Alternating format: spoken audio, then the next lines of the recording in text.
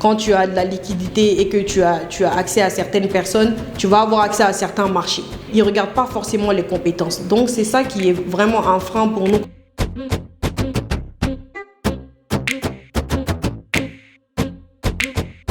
Follow Digital Consulting est un cabinet de conseil en transformation numérique et en marketing et communication digitale. On fait tout ce qui est développement de solutions numériques, des applications mobiles, des sites web, l'élaboration, la mise en œuvre, la gestion de stratégie marketing et communication digitale. D'ailleurs, on a commencé en tant qu'une agence de formation. Donc, on fait tout ce qui est formation en marketing, communication digitale, en développement numérique, en graphisme et en multimédia. Et on est également l'une des premières agences d'influence marketing qui a été créée au Mali et qui gère des influenceurs, créateurs de contenu, ambassadeurs professionnels.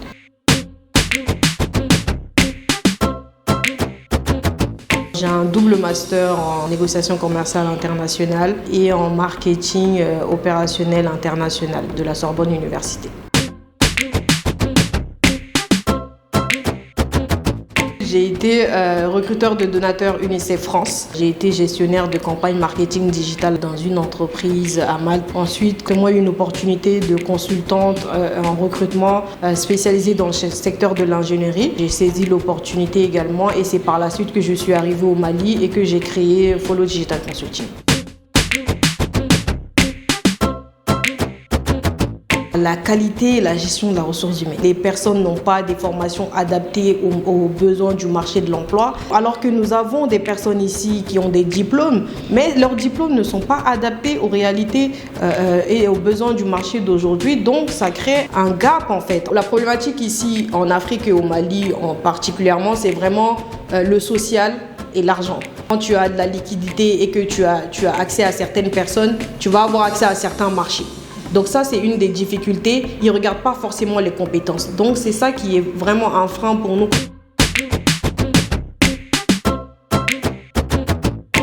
C'est vraiment ma mère. J'ai vraiment hérité de son courage. Pendant qu'elle était en train d'allaiter et qu'elle a son emploi, elle est partie faire son master. Donc ça a vraiment été quelque chose qui m'a marqué et qui me pousse à ne pas abandonner. Je n'ai pas d'excuses en fait.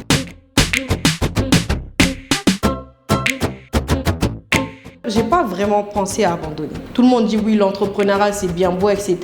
Mais tout le monde n'a pas vocation aussi à être entrepreneur. L'entrepreneuriat c'est vraiment des sacrifices. Donc on a des moments difficiles. Dès que l'idée te vient d'abandonner, je stoppe directement parce que je me dis que tout ce que j'ai fait, je peux pas laisser derrière et abandonner tous les sacrifices que j'ai déjà faits. Donc c'est vraiment la passion et la résilience.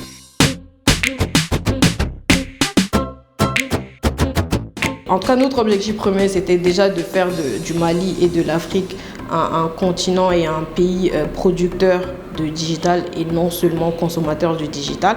Donc, l'objectif, c'est vraiment qu'on se développe déjà encore plus au Mali, de sortir des solutions digitales, de les mettre sur le marché, pas uniquement le développer pour nos clients, ce qu'on fait actuellement, mais aussi de sortir nous-mêmes des solutions digitales qu'on peut mettre sur le marché et les vendre, et également nous développer dans la sous-région, notamment au Sénégal, en Côte d'Ivoire.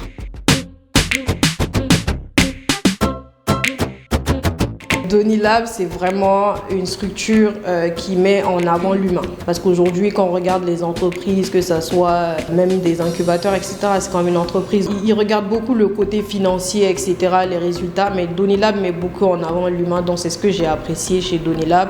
Et je recommande fortement les gens à se rapprocher de Donilab qui peut les accompagner dans la structuration de leur projet. Merci Donilab.